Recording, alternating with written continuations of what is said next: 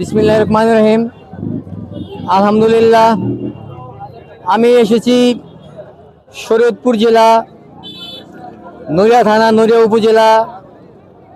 আমাদের দলের দুঃসময়ের যোদ্ধা, কঠিন একজন যোদ্ধা, আমাদের দলের নেতা একজন, নড়িয়া উপজেলা যুব দলের সম্মানিত সাবেক সভাপতি মোহাম্মদ সুজন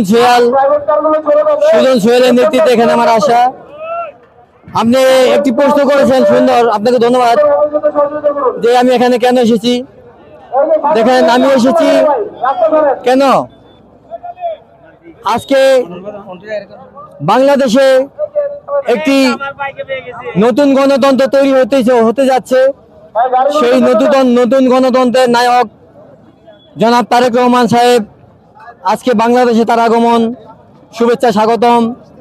আমি আপনাদের সকলের কাছে দোয়া চাইব আমার সেই নেতার জন্য, আমার নেতার আগমনকারী তার সহযোদ্ধা যারা আছেন তাদেরকে যেন সহি সালামতে আল্লাহ তাআলা, আল্লাহ পাক রব্বুল আলামিন তারা সসম্মানে যেন তাদের আশারা হয়, নিরাপদে যেন তাদের আশা হয়। আল্লাহ তাআলার কাছে নিরাপদ চাইছি, আল্লাহ তাআলা নিরাপদ দেওয়ার মালিক।